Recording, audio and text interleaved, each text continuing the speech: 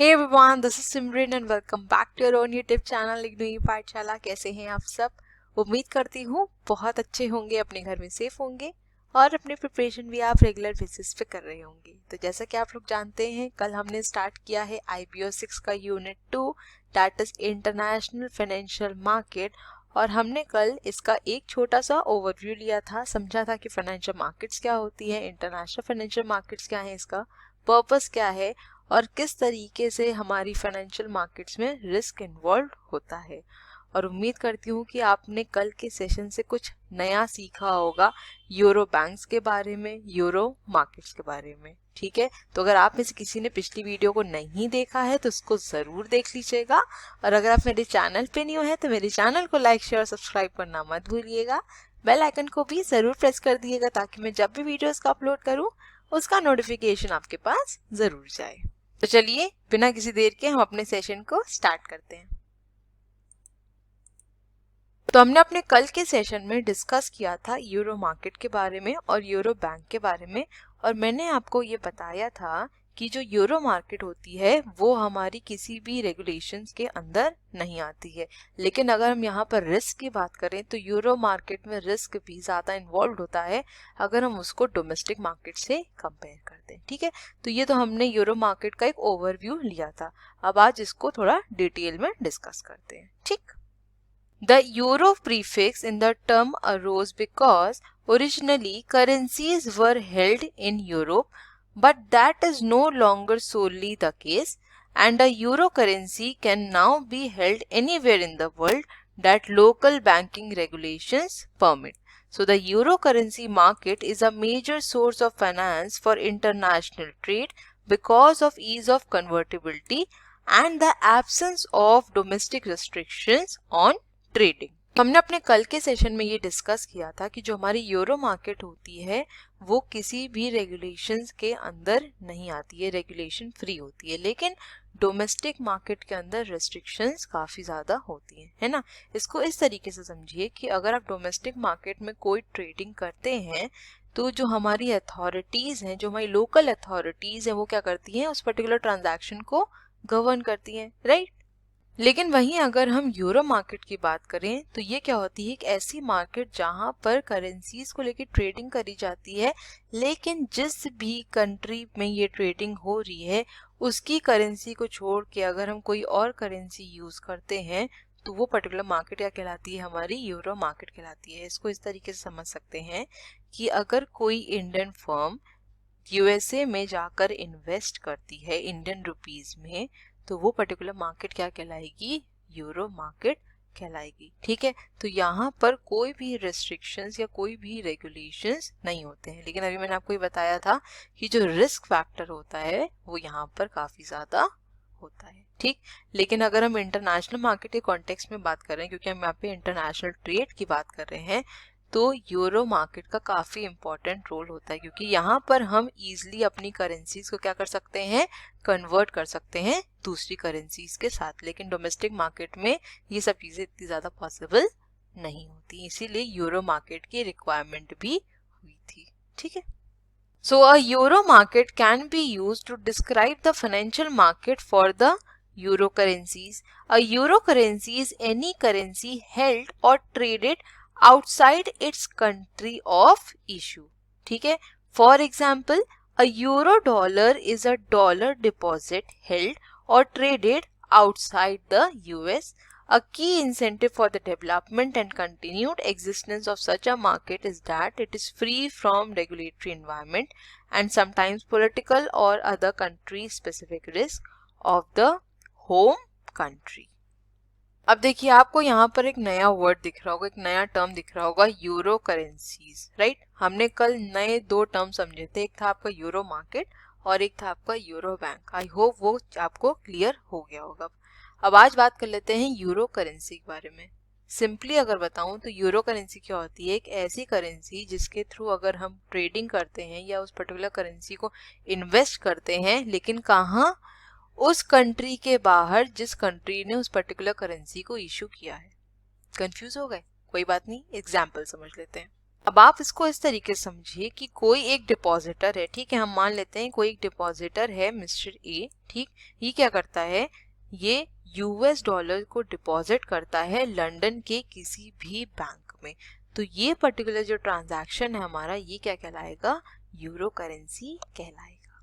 ठीक है, अब देखिए ये यूरो करेंसी क्यों कहलाएगा, क्योंकि हम जो डिपॉजिट कर रहे हैं वो कहाँ कर रहे हैं, लंदन के किसी बैंक में, और लंदन की करेंसी क्या है हमारी, पाउंड स्टर्लिंग है। ठीक है, अगर हम इसको रिवर्स ऑर्डर में लेके देखें तो यहाँ पर एक और एग्जांपल कंसिडर कर लेते हैं कि मिस्टर ए अब यहाँ पर पाउंड स्टर्लिंग को क्या कर रहे हैं, डिपॉजिट कर रहे हैं या उसकी ट्रेडिंग कर रहे हैं, कहाँ पर, यूएसए के किसी बैंक में। समझ लीजिए कि वो पाउंड स्टर्लिंग्स को डिपॉजिट करते हैं, तो ये भी ट्रांजैक्शन हमारा क्या कहलाएगा, यूरो करेंसी कहलाएगा। ठीक है, आई होप क्लियर हुआ होगा अब ये। देखिए ये जो हमारी यूरो मार्केट है, इसका सबसे बड़ा फायदा ये है कि ये कोई भी रेगुलेशन के अंदर नहीं आती है ना। अगर हम यहाँ पर डोमेस्टिक मार्केट की बात करें तो जो भी अथॉरिटीज हैं वो क्या करती हैं, ट्रांजैक्शंस को गवर्न करती हैं, राइट। लेकिन euro market is free from regulatory environment of the home country. इसको होम कंट्री से यहाँ पर कोई भी मतलब नहीं होता है। ठीक है, तो इसलिए ये काफी ज्यादा बेनिफिशियल होती है इंटरनेशनल ट्रेड में। ठीक, so US dollars were termed as euro dollars when they formed financial assets and liabilities but traded outside the United States. Japanese yen traded out of Japan were termed as euro yen. अब देखिए, अब आपको शायद ये चीज clear हुई होगी। Euro dollar का क्या मतलब हुआ कि जिन डॉलर्स की ट्रेडिंग यूएस के बाहर हो रही है उसे हम यूरो डॉलर्स कहते हैं। सिमिलरली जापानीज येन अगर जापान के बाहर ट्रेड किया जाएगा या इन्वेस्ट किया जाएगा उसको क्या कहा जाएगा, यूरो येन कहा जाएगा। ठीक है, German marks traded out of Germany were termed as euro marks. Swiss franc traded out of Switzerland were termed as euro franc. So the transaction in euro dollar, euro yen, euro marks etc. are known as euro markets. अब I hope आपको ये चीज clear हो गई होगी। अब यहाँ पर आपने हो सकता है एक बात नोटिस की हो कि चाहे हम यूरो मार्केट की बात करें, यूरो डॉलर्स की बात करें, यूरो करेंसी की बात करें या फिर यूरो बैंक्स की बात करें, अगर वर्ड यहाँ पर यूरो जुड़ गया है तो जिस भी कंट्री में ट्रांजैक्शन हो रहा है उसकी जो भी करेंसी है, जिस करेंसी को वो कंट्री इशू करती है, उस करेंसी को लेके जब हम फॉरेन मार्केट में ट्रेडिंग करते हैं तो वो यूरो मार्केट, या फिर अगर हम उसको डिपॉजिट करते हैं तो वो यूरो बैंक कहलाएगी, या फिर जो करेंसी को हमने यूज किया है फॉरेन कंट्री में इन्वेस्ट करने के लिए वो क्या कहलाएगी, हमारी यूरो करेंसी कहलाएगी। सिंपली इसको इस तरीके से समझिए कि वर्ड अगर आगे यूरो जुड़ गया है इसका मतलब जो भी ट्रेडिंग होगी, जो भी इन्वेस्टमेंट होगा वो उस कंट्री की जो करेंसी है उसको छोड़ के कोई और करेंसी में अगर होगा तो वो यूरो मार्केट्स के अंदर आ जाएगी। ठीक है, so the main difference between foreign currency and euro market is that foreign currency market signifies transactions denominated in currency of the country of domicile, whereas in euro markets transactions are denominated in the currency of the country other than the country of the domicile. Now I hope आप इसको differentiate कर पा रहे होंगे कि foreign currency और euro market में basically क्या डिफरेंस है। फॉरेन करेंसी का सिंपली यहाँ पर क्या बोल रहा है कि जो भी ट्रांजैक्शंस होंगे वो उस पर्टिकुलर कंट्री की जो करेंसी है उसी में ही होंगे। लेकिन यूरो मार्केट में क्या होता है, इसका जस्ट ऑपोजिट होता है। अगर कोई एक पर्टिकुलर कंट्री में अगर यूरो मार्केट एग्जिस्ट करती है, वहां पे ट्रेडिंग हो रही है, तो इसका मतलब ये हुआ कि उस कंट्री की जो करेंसी है हम उसको नहीं यूज करेंगे, कोई और फॉरेन करेंसी को यहाँ पर यूज किया जाएगा। ठीक है, क्योंकि यहाँ पर क्या लिखा है, other than the country of the domicile. ठीक, for example, when a bank located in US makes transaction with a foreigner in US dollar, it is a foreign currency transaction. यहाँ पर क्या बोल रहा है कि अगर US का कोई बैंक किसी फॉरेनर के साथ अगर US डॉलर में ट्रांजैक्शन करता है तो ये क्या कहलाएगा, हमारा फॉरेन करेंसी ट्रांजैक्शन कहलाएगा, है ना, क्योंकि यूएस की ही मार्केट में, यूएस के ही बैंक में, यूएस डॉलर्स में क्या हो रहा है, ट्रांजैक्शन हो रहा है, ठीक है।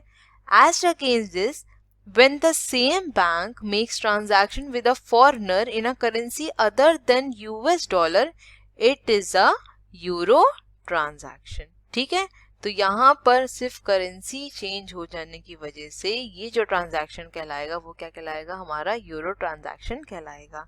तो मतलब क्या कहने का है कि अगर यूएस का ही बैंक है और कोई फॉरेनर अगर इन्वेस्टमेंट करता है यूएस के बैंक में, लेकिन यूएस डॉलर्स में ना करके किसी और करेंसी को अगर यूज किया जाता है, तो वो ट्रांजैक्शन हमारा यूरो ट्रांजैक्शन कहलाएगा, ठीक है। आई होप क्लियर हुआ।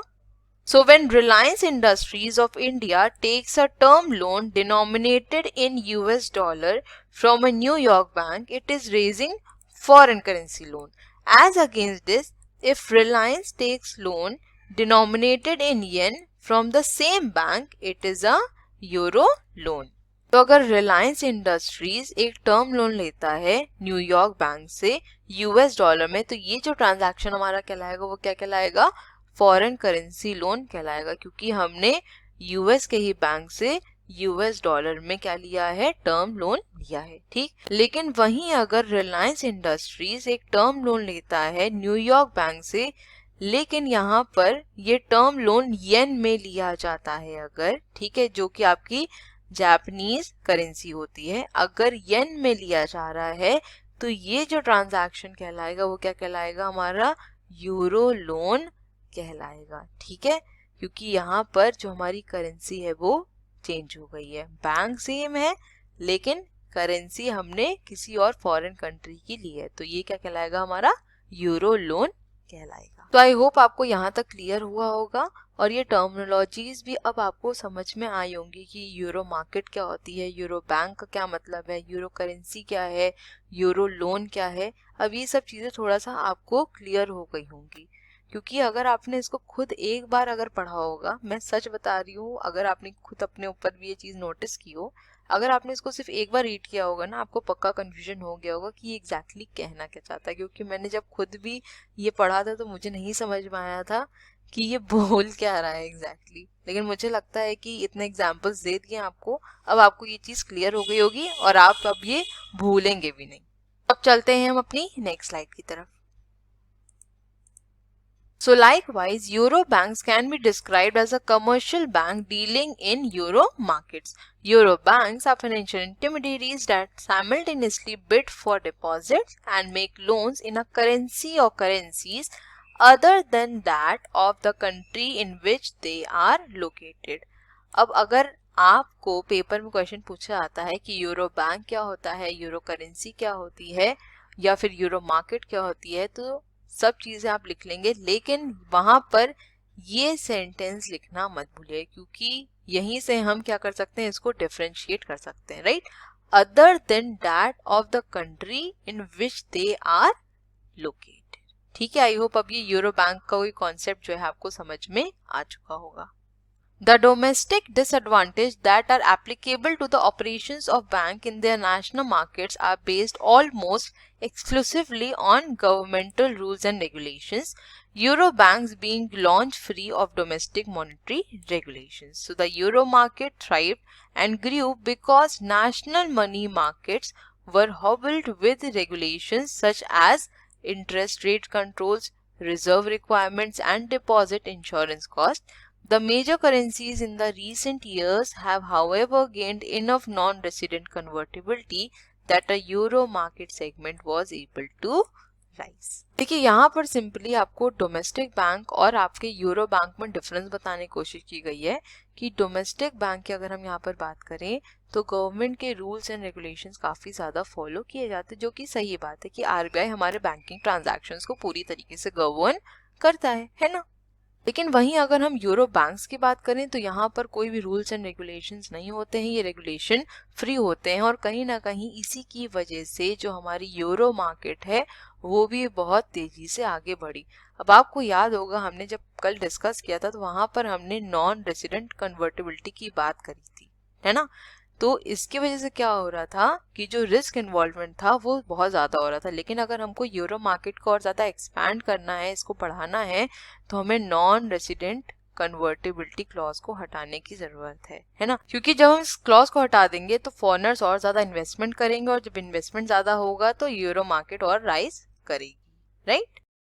So Euro markets facilitate hedging possibilities for corporate borrowers. For example, American companies operating in the UK or Germany can borrow euro dollars in the UK or Germany without being required to go in for sterling or German mark borrowings. तो अभी हमने ये discuss किया कि euro market का सबसे बड़ा benefit ये होता है कि यहाँ पर कोई भी रिस्ट्रिक्शंस या कोई भी रेगुलेशंस नहीं होती है, ठीक है। अब नेक्स्ट अगर इसके बेनिफिट की बात करें तो ये हेजिंग में भी काफी ज्यादा हेल्प करती है। अब देखिए ये हेजिंग का क्या मतलब होता है कि लेट्स से कि आपने दो जगह इन्वेस्टमेंट किया, ठीक है। मान लेते हैं कि आपने एक तरफ बैंक में इन्वेस्टमेंट कर रखा है और दूसरी तरफ आपने मार्केट में पैसा लगा रखा है, ठीक। अब बैंक में जो भी हमारा इन्वेस्टमेंट हुआ है हमको पता है कि वहां पर हमको लॉस नहीं होगा, राइट। लेकिन अगर हम मार्केट की बात करें तो यहाँ पर आपको प्रॉफिट भी हो सकता है और लॉस भी हो सकता है। तो कंसिडर करते हैं कि अगर आपको लॉस हो जाता है तो आप कहीं ना कहीं से उसको कॉम्पेंसेट करने की कोशिश करेंगे ना, उसको ऑफसेट करने की कोशिश करेंगे। तो हेजिंग टेक्निक बेसिकली क्या होती है कि कहीं पर अगर हमें रिस्क ज्यादा है और हमें लग रहा है कि हमें यहाँ से लॉस हो जाएगा, तो हम उसको ऑफसेट करने के लिए जो इन्वेस्टमेंट करते हैं वो क्या कहलाता है, हमारा हेजिंग कहलाता है, ठीक है। अब हेजिंग को एक छोटे से एग्जांपल समझ लेते हैं तो आपको और अच्छे से क्लियर हो जाएगा। देखिए सपोज करते हैं कि कोई एक पर्सन है, वो फ्लड प्रॉन एरिया में रहता है, ठीक है। फ्लड प्रॉन एरिया मतलब जहाँ पर फ्लड बहुत ज्यादा आता है, ठीक है। अब इसका मतलब है कि वहां पर रिस्क बहुत ज्यादा इन्वॉल्व है, कभी भी फ्लड आ सकता है और जो उसकी असेट है वो रिस्क में आ सकती है, उसको काफी ज्यादा लॉस हो सकता है। तो जो हमारा रेसिडेंट है वो क्या करेगा, इस चीज को कॉम्पेंसेट करने की कोशिश करेगा। कैसे, वो क्या करेगा, एक फ्लड इंश्योरेंस ले लेगा, है ना। तो फ्लड इंश्योरेंस लेने से क्या होगा कि अगर फ्यूचर में कभी फ्लड आता है और उसकी वजह से उसको काफी ज्यादा लॉस हो जाता है तो वो इजीली अपने लॉस को क्या कर सकता है, कॉम्पेंसेट कर सकता है या फिर ऑफसेट कर सकता है। कैसे, वो जो उसने फ्लड इंश्योरेंस पॉलिसी ले रखी है उससे, ठीक है। तो ये बेसिकली हमारी हेजिंग कहलाती है, ठीक। अब इस स्टेटमेंट में क्या बोल रहा है कि अगर हमारी अमेरिकन कंपनीज यूके या फिर जर्मनी में अगर ऑपरेट करती हैं और उन्हें अगर फंड्स की ज़रूरत होती है तो वो इजीली यूरो डॉलर्स को बोरो कर सकती हैं, चाहे वो यूके में ऑपरेट करें और या फिर वो जर्मनी में अगर ऑपरेट करें, ठीक है। उनको फिर वहाँ पे इंडिविजुअल कंट्री की जो करेंसी है उसकी रिक्वायरमेंट नहीं होगी, ठीक है। जैसे आपकी यूके में कौन सी चलती है, पाउंड स्टर्लिंग्स, और जर्मनी में कौन सी चलती है, मार्क। तो ये जरूरी नहीं कि उनको स्टर्लिंग्स या मार्क में ही क्या करनी पड़ेगी, बोरोइंग्स करनी पड़ेगी या फिर बोरो करनी पड़ेगी। वो यूरो डॉलर से इजीली क्या कर सकती हैं, बोरो कर सकती हैं फंड्स को, ठीक है। आई होप इतना क्लियर हुआ होगा आप लोग को। अब चलते हैं नेक्स्ट स्लाइड की तरफ। नेक्स्ट डिस्कस करते हैं कि यूरो मार्केट किस तरह से ग्रो करी, किस तरह से डेवलपमेंट हुआ, हमारी यूरो मार्केट किस तरह से फ्लरिश करी, ठीक है। The euro market interest rates are outside the control of any central bank.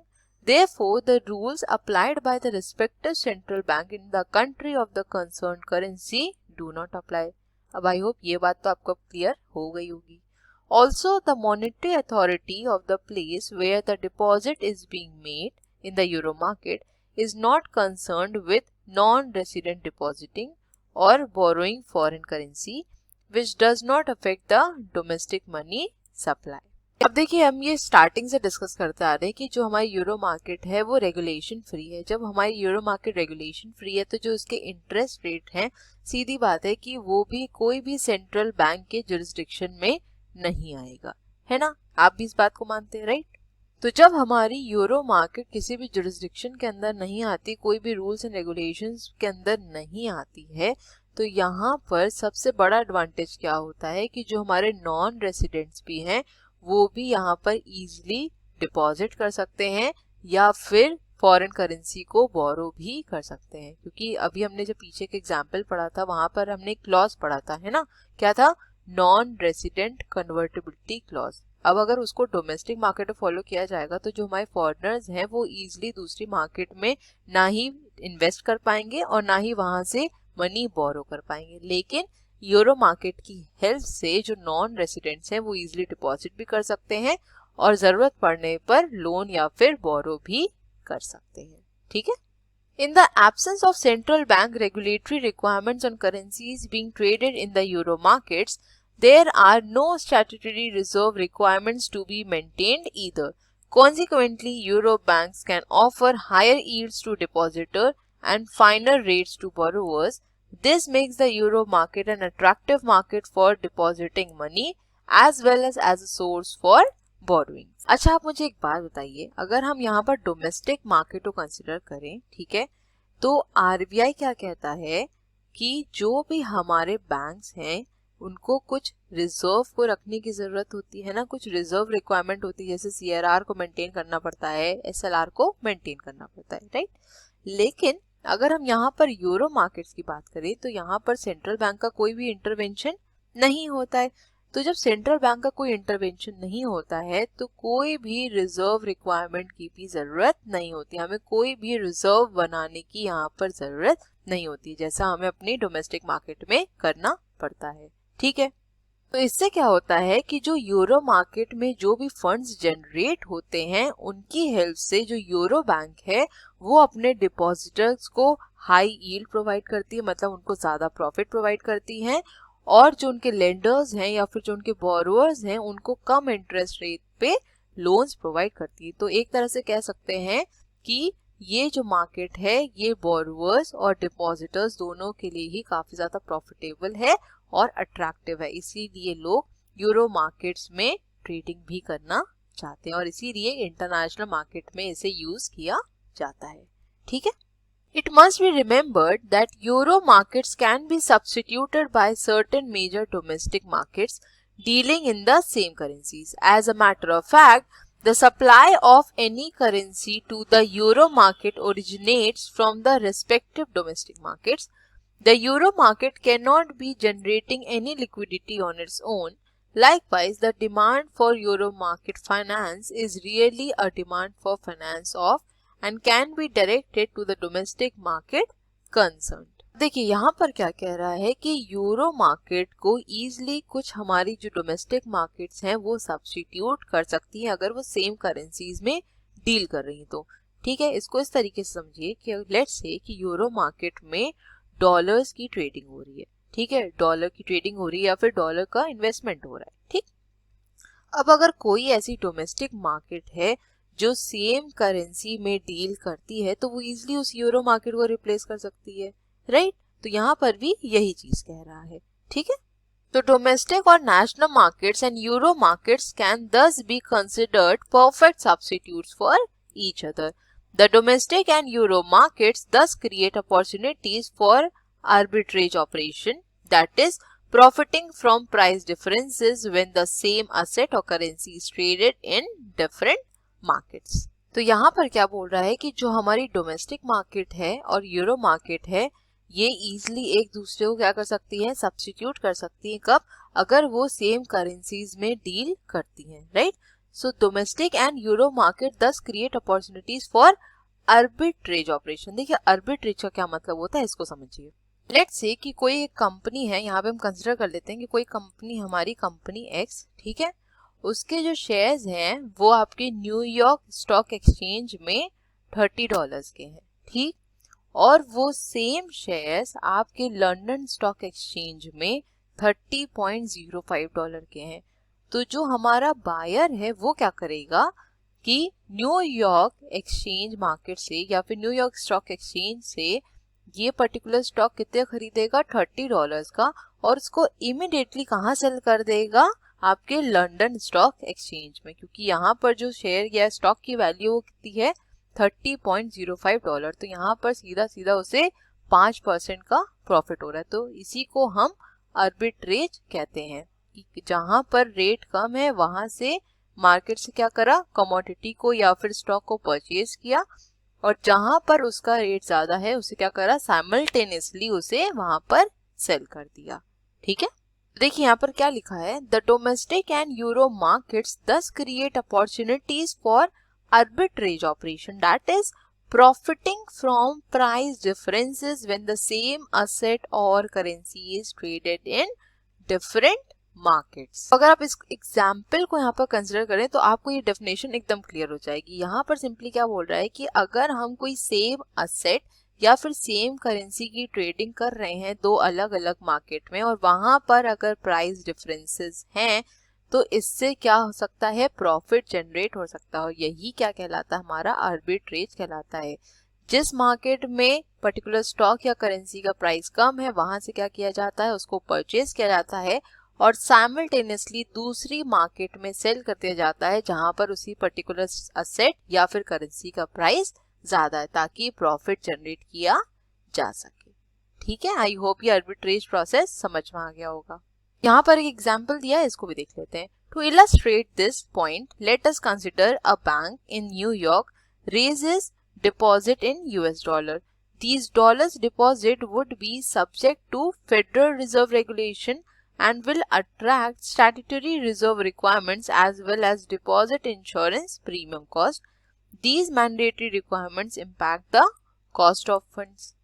यहाँ पर क्या बोल रहा है कि अगर न्यूयॉर्क के किसी बैंक में यूएस डॉलर्स के डिनोमिनेशन में अगर डिपॉजिट्स को रेज किया जाता है तो सीधी बात है उसको कौन गवर्न करेगा, फेडरल रिजर्व रेगुलेशन के अकॉर्डिंग ही उसे गवर्न किया जाएगा, जो कि वहां की सेंट्रल बैंक है वही इसे रेगुलेट करेगी। ठीक है, अब जब वहीं की बैंक इसे रेगुलेट करेगी तो जो बैंक है उसको जो रिजर्व रिक्वायरमेंट्स है उसको भी फुलफिल करना पड़ेगा और साथ में इंश्योरेंस की कॉस्ट भी ऐड होती है, क्योंकि आपको ये पता होगा कि जो भी हमारे सेविंग अकाउंट्स होते हैं बैंक में उनका भी इंश्योरेंस होता है ना, बैंक उसके लिए भी हमें कॉम्पेंसेट करती है। तो ये जितनी कॉस्ट है ये सारी कॉस्ट हमारे ऑब्वियस सी बात है फंड्स में ऐड कर दी जाएगी। ठीक है, इतनी बात क्लियर हुई होगी। लेकिन वहीं अगर हम यूरो मार्केट्स की बात करें तो यहाँ पर ऐसी कोई भी मैंडेटरी रिक्वायरमेंट्स नहीं होती और ना ही ऐसी कोई कॉस्ट इन्वॉल्व होती है, क्योंकि हमें यहाँ पे कोई रिजर्व रिक्वायरमेंट्स को फुलफिल ही नहीं करना होता है। जब रिजर्व रिक्वायरमेंट्स को फुलफिल नहीं करना होता है तो कोई रेगुलेशंस भी नहीं है यहाँ पर और कोई भी एक्स्ट्रा कॉस्ट यहाँ पर जनरेट नहीं होती है। ठीक, so we could thus expect the US dollar deposits in the New York domestic market to have lower yields than the euro dollar deposit interest rate to compensate for higher effective cost of the US dollar domestic deposit raised in the United States। यहाँ पर क्या बोल रहा है कि अगर हम New York के किसी बैंक में यूएस डॉलर के डिनोमिनेशन में अगर डिपॉजिट करते हैं तो फेडरल रिजर्व बैंक जो है उसे रेगुलेट करेगा और उसके साथ जो भी बैंक की कॉस्ट है उसको फंड में ऐड कर दिया जाएगा। तो एक तरीके से कह सकते हैं कि वो फंड हमको ज्यादा यील्ड प्रोवाइड नहीं करेगा, ज्यादा प्रॉफिट प्रोवाइड नहीं करेगा। लेकिन अगर हम यहाँ पर यूरो मार्केट की बात करें तो ना ही वहाँ पे कुछ रेगुलेशंस है, ना ही कोई रिजर्व रिक्वायरमेंट्स है और ना ही कोई एक्स्ट्रा कॉस्ट होती है। तो एक तरीके से कह सकते हैं कि जो यूरो मार्केट है वो हमें हायर यील्ड प्रोवाइड कर सकती है। ठीक है, so this gap between the two markets open up an arbitrage opportunity, that is to raise US dollar domestic deposit in the United States, then deposit proceeds in the euro market with a view to gain from higher yields. The arbitrage ensures that the difference is enough to compensate for higher effective cost of domestic resources। देखिए इसको हम arbitrage से कैसे जोड़ सकते हैं, इसको समझिए। मैंने आपको क्या बताया कि न्यूयॉर्क बैंक में या न्यूयॉर्क के किसी बैंक में अगर हम यूएस डिनोमिनेशन में डिपॉजिट करते हैं तो हमें लोअर यील्ड्स प्रोवाइड हो रही हैं। ठीक, लेकिन यूरो मार्केट में क्या हो रहा है, हमें हायर यील्ड मिल रही। तो यहाँ पर दो अलग मार्केट की बात करी गई, राइट। तो जो आर्बिट्रेज प्रोसेस है वो क्या कहता है कि हम क्या कर सकते हैं कि जहां पर हमको लोअर यील्ड प्रोवाइड हो रही है वहां पर उसको परचेज करते हैं और हायर यील्ड की तरफ बढ़ते हैं ताकि जो उसका गैप है, जो डिफरेंस है, उससे हमें प्रॉफिट जनरेट हो सके, राइट। तो यहाँ पर क्या बोल रहा है कि अगर हम न्यूयॉर्क के किसी बैंक में यूएस डॉलर के डिनोमिनेशन में डिपॉजिट करते हैं तो हमें यहाँ से लोअर यील्ड प्रोवाइड हो रही है, तो इसको हम कहाँ से कॉम्पेंसेट कर सकते हैं, यूरो मार्केट से।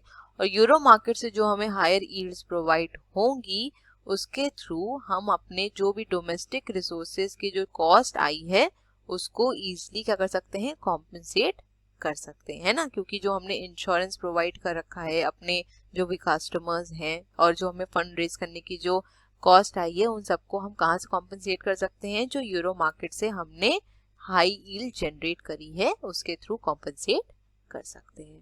ठीक है, I hope arbitrage process clear हुआ होगा आपको। अब चलते हैं हम नेक्स्ट स्लाइड की तरफ। नेक्स्ट डिस्कस कर लेते हैं यूरो मार्केट इंटरेस्ट कैलकुलेशंस के बारे में। काफी इंपॉर्टेंट है क्योंकि आपको पेपर में ये चीजें लिखनी पड़ सकती हैं। ठीक है, the euro market uses two basis for calculating interest. तो दो बेसिस यूज करती है यूरो मार्केट। सबसे पहले अगर बात करें, the 365 day year is used for British pound sterling, the Irish pound, the Kuwaiti दिनार एंड द बेल्जियनिक फ्रैंक। तो यहाँ पर जो यूरो मार्केट है वो इंटरेस्ट दो तरीके से कैलकुलेट करती है।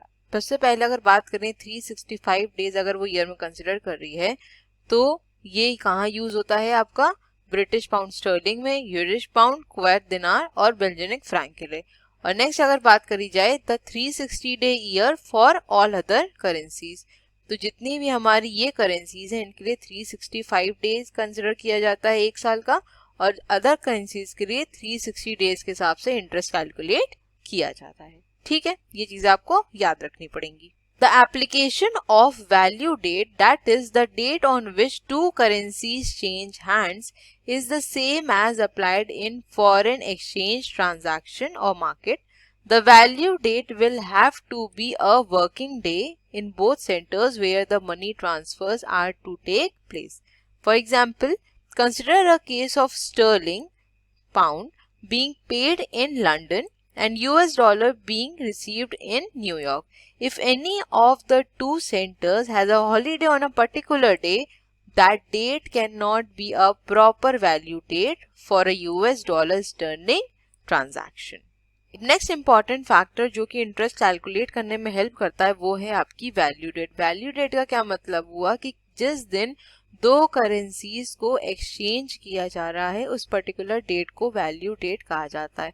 और यहाँ पर ये बोला गया है कि जो ये एक्सचेंज होगा वो हॉलीडे के दिन नहीं होगा। मतलब कि ऐसा नहीं होना चाहिए कि किसी एक मार्केट में उस दिन काम नहीं हो रहा है, उस दिन हॉलीडे है, और दूसरी मार्केट में काम हो रहा है। दोनों मार्केट में साइमल्टेनियसली एक्सचेंज होना चाहिए, वर्किंग डेज के बीच में ही ये एक्सचेंज प्रोसेस होना चाहिए।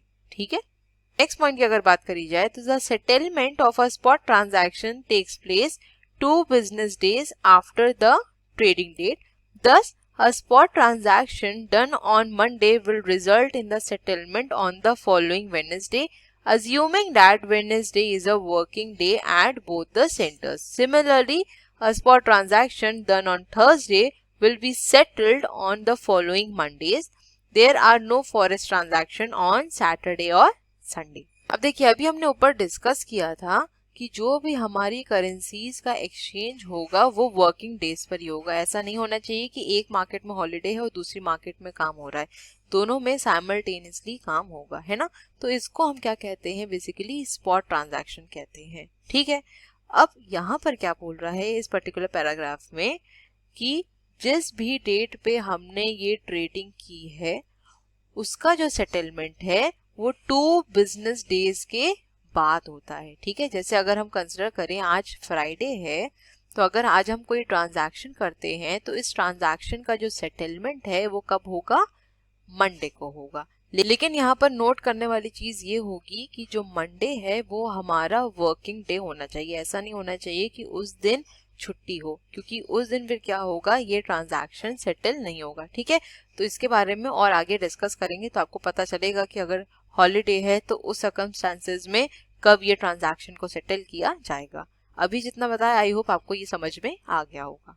नेक्स्ट यहाँ पर डिस्कस कर लेते हैं यूरो मार्केट कन्वेंशंस के बारे में। तो सबसे पहले क्या बोल रहा है, number of days. So calculation include the first day of the period but not the last day, that is with an interest period from March 7, 1999 to June 7, 1999 will be conducted. अब यहाँ पर सिंपली सिर्फ ये बोल रहा है कि अगर हमें यहाँ पर इंटरेस्ट कैलकुलेट करना है तो जिस भी डेट से स्टार्ट हो रहा है इस डेट को हम इंक्लूड करेंगे, लेकिन जो हमारी लास्ट डेट है हम इसे नहीं इंक्लूड करते, इसे एक्सक्लूड कर दिया जाता है। तो यहाँ पर हम मार्च को 25 डेज काउंट करेंगे, अप्रैल 30 होता ही है, मई आपका 31 तक होता ही है, और यहाँ पर जून देखिए यहाँ पे सिर्फ 6 डेज को कंसिडर किया गया है, तो आपकी जो लास्ट डेट है उसको यहाँ पर काउंट नहीं किया जाता है। ठीक है, तो इन ऑल 92 डेज का इंटरेस्ट यहाँ पर बनेगा। ठीक है, अब नेक्स्ट देख लेते हैं कि अगर हमारा इंटरेस्ट पेमेंट जो है वो नॉन बैंकिंग डे पे पड़ता है तब क्या किया जाएगा। So here the interest payment will shift to the immediate succeeding business day, तो एक दिन आगे बढ़ा दिया जाएगा। ठीक है, जैसे एग्जाम्पल क्या लिया था, if June 7 is a non-banking day, the interest payment date shifts to June 8, और अगर June 8 भी हमारा नॉन बैंकिंग डे होगा तो नेक्स्ट बिजनेस डे को हम कंसिडर करेंगे। ठीक है, and interest will have to be calculated up to June 7 inclusive. अब देखिए यहाँ पर आपकी ये लाइन काफी ज्यादा इंपॉर्टेंट है। क्या बोल रहा है कि अगर June 7 हमारा नॉन बैंकिंग डे है तो जो हमारी इंटरेस्ट पेमेंट डेट है उसको हम सक्सीडिंग बिजनेस डे की तरफ शिफ्ट कर देंगे। ठीक है, कि June 8 की तरफ शिफ्ट कर देंगे, और अगर June 8 भी हमारा नॉन बैंकिंग डे है तो नेक्स्ट बिजनेस डे को कर देंगे। लेकिन जो हमारा इंटरेस्ट पेमेंट के कैलकुलेशन है वो June 7 को कंसिडर करते ही होगा। ऐसा नहीं है कि अगर जो हमारा June 7 अगर नॉन बैंकिंग डे है तो लेट्स से कि June 8 कर दिया तो June 8 से इंटरेस्ट कैलकुलेट होगा, नहीं, June 7 से ही कैलकुलेट होगा। ठीक है, on a 3-month roll over arrangement the next interest payment period or reset date will be from June 8 to September 8। ठीक है, तो इस तरीके से हो जाएगा। ठीक, नेक्स्ट क्या है, interest periods could be lengthened or shortened depending upon whether the last day falls on holiday. Next यहाँ पे ये बोल रहा है कि हम अपने इंटरेस्ट पीरियड को बढ़ा भी सकते हैं, कम भी कर सकते हैं, वो चीज किस पे डिपेंड करती है कि हमारा हॉलीडे कब पड़ रहा है। जैसे अगर हम यहाँ पर एग्जाम्पल को कंसिडर करें तो क्या बोल रहा है, an interest period that has been set inclusive of February 28 to May 28, 1999, तो इस दिन पड़ा था सैटरडे। तो अभी मैंने आपको बताया जो फॉरेक्स मार्केट है वो सैटरडे संडे को वर्क नहीं करती है। ठीक है, तो इसका मतलब the interest period would be automatically extended to May 30 that is Monday, क्योंकि 28 को क्या है आपका सैटरडे, 29 को पड़ जाएगा संडे, तो संडे को भी हमारी फॉरेक्स मार्केट काम नहीं करती, तो इसीलिए इसको directly May 30 that is Monday को फॉरवर्ड कर दिया जाएगा। टोटल कितने डेज होगा यहाँ पर, 91 डेज, क्योंकि मैंने आपको बताया ना February 28 को यहाँ पर काउंट किया जाएगा, है ना। नेक्स्ट पॉइंट है euro market convention, if the interest payment date happens to fall in a new month while the last day up to which the interest is calculated, that is the date immediately preceding the interest payment date is in the previous month। देखिए यहाँ पर simply ये बोल रहा है कि अगर हमारी इंटरेस्ट पेमेंट की जो डेट है वो न्यू मंथ में अगर फॉल कर जाती है, मतलब न्यू मंथ के स्टार्टिंग में अगर फॉल करती है, तो उस टाइम पे हम जो हमारा प्रीवियस मंथ है उसकी जो लास्ट डेट है उसको कंसिडर करेंगे और अपना इंटरेस्ट पेमेंट जो है उसके हिसाब से कैलकुलेट करेंगे। ठीक है, यहाँ पर जैसे बोला है an interest period extending from January 31 to May 01, 1999 would be calculated to April 29। यहाँ पे बोल रहा है कि अगर हम January 31 से May 1, 1999 तक अगर कैलकुलेट करना चाहते हैं इंटरेस्ट, तो हम April 29 तक ही उसे कंसिडर करेंगे, क्योंकि इनके अकॉर्डिंग जो हमारी 30th है उसको सैटरडे पड़ रहा है और जो May 1 है वो क्या पड़ रहा है उस दिन, संडे पड़ रहा है, इसीलिए April 29 तक में जो इंटरेस्ट पेमेंट है उसको कैलकुलेट किया जाएगा। लेकिन अगर आप 1999 का कैलेंडर देखेंगे तो उसमें 29th of April को थर्सडे पड़ रहा है, ठीक है, और 30th April को आपका फ्राइडे है। तो अगर मैं इसके हिसाब से देखूं तो 30th April को आपका इंटरेस्ट पेमेंट कैलकुलेट होना चाहिए प्रॉपरली, लेकिन मेरे ख्याल से पता नहीं इन्होंने किस हिसाब से अपनी बुक में लिखा हुआ है ये मुझे नहीं समझ में आ रहा। सिंपली यहाँ पर बताने का मतलब इतना है कि सैटरडे संडे को हमारी फॉरेक्स मार्केट काम नहीं करती है। और अगर हमारा इंटरेस्ट पेमेंट मंथ की स्टार्टिंग में फॉल कर जाता है तो उस टाइम पे जो हमारा प्रीवियस मंथ का लास्ट बिजनेस डे होगा वहीं तक इंटरेस्ट पेमेंट कैलकुलेट किया जाएगा। ठीक है। As the interest payment date falls on May 1st and the entire period for which interest is to be paid falls earlier than the month of May, the Euro Market Convention requires that instead of extending the interest payment date into a new month, the interest payment date will be the immediate preceding business date, which is 29th April इनके context में। ठीक है। अब देखिए यहाँ पर एक चीज नोटिस करिएगा कि अभी हमने क्या बात करी कि अगर हमारा जो इंटरेस्ट पेमेंट है वो मंथ की स्टार्टिंग में फॉल कर रहा है तो हम क्या करते हैं, प्रीवियस मंथ की जो लास्ट वर्किंग डे या फिर बिजनेस डे है वहां तक इंटरेस्ट पेमेंट कैलकुलेट करते हैं। लेकिन अभी हमने कन्वेंशन 2 में क्या पढ़ा था कि अगर हमारा interest payment non banking day पर पड़ जाता है तब हम प्रीवियस मंथ या प्रीवियस डेट को नहीं कंसिडर करते, हम क्या करते हैं, सक्सीडिंग बिजनेस डे को कंसिडर करते हैं। ठीक है। तो ये एकदम इससे उल्टी कंडीशन होती है, तो इसको ये याद रखिएगा, इसलिए यहाँ पर ये लिखा हुआ है the euro market convention requires that instead of extending the interest payment date, क्योंकि हमने वहां पे क्या किया था, अपनी इंटरेस्ट पेमेंट डेट को एक्सटेंड किया था एज इन कन्वेंशन 2, है ना। लेकिन यहाँ पर हम क्या कर सकते हैं, क्या करते हैं, प्रीसीडिंग बिजनेस डेट की तरफ आते हैं। ठीक है, इसको याद रखना आप लोग। Another example under this convention can be if the 3-month calendar interest period is June 1 to September 1, the interest payment date, that is September 1, falls in a new month, right? And the interest is calculated up to 31st of August. ठीक है। तो जो हमारा preceding business date होगा वहीं तक interest payment calculate किया जाएगा। ठीक।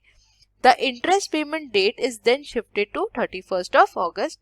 Now assuming 31st is a business day, interest will be calculated up to 30th August. However, if the interest period is June 2 to September 2, assuming September 2 is a business day, there is no problem because September 1 up to which date the interest is calculated also falls in the month of September. अब देखिए यहाँ पर क्या कह रहा है कि अगर हम जून 1 से लेके सितंबर 1 तक का इंटरेस्ट का पेमेंट कैलकुलेट करना चाहते हैं तो सितंबर 1 तो हमारी क्या हो गई, जो हमारे मंथ की स्टार्टिंग डेट हो गई, तो इसको तो हम कंसिडर नहीं करेंगे। तो हम क्या करेंगे, 31 अगस्त को क्या मानेंगे, लास्ट डेट मानेंगे और उसी से क्या करेंगे, इंटरेस्ट पेमेंट कैलकुलेट करेंगे। ठीक।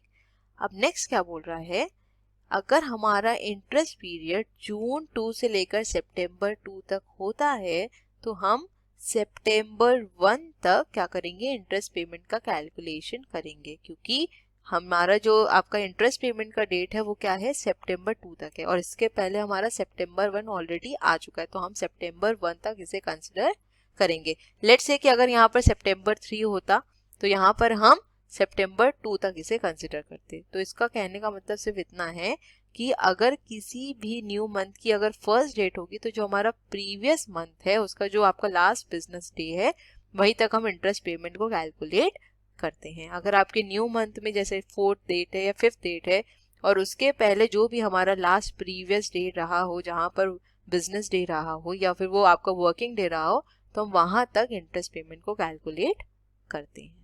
ठीक है, आई होप ये क्लियर हुआ होगा। तो आज का हमारा सेशन यहीं तक था, मिलेंगे अपने नेक्स्ट वीडियो में और इसी यूनिट को आगे हम कंटिन्यू करेंगे। उम्मीद करती हूँ कि सब चीज़ें आपको समझ में आ रही होंगी, जो भी आपको डाउट्स थे वो आपके क्लियर अप हो रहे होंगे। तो thank you so much for watching. Please channel को लाइक शेयर सब्सक्राइब करना मत भूलिएगा। बेल आइकन को भी ज़रूर प्रेस कर दिएगा ताकि मैं जब भी वीडियोस का अपलोड करूँ उसका नोटिफिकेशन आपके पास ज़रूर जाए। अपने फीडबैक्स भी दीजिएगा कि वीडियोस कैसी लग रही हैं और अगर कुछ इम्प्रूवमेंट की ज़रूरत है तो बिल्कुल बताइएगा। और आपको अगर पीडीएफ चाहिए तो आप मेरे टेलीग्राम चैनल को ज्वाइन कर सकते हैं जहां पर आपको सारी पीडीएफ मिल जाएंगी। साथ ही आप इंस्टाग्राम भी फॉलो कर सकते हैं ताकि इग्नू से रिलेटेड जो भी लेटेस्ट अपडेट्स हैं वो आप तक पहुंचती रहे। तो मिलेंगे अपने नेक्स्ट वीडियो में। Till then stay safe, stay healthy, bye bye, take care.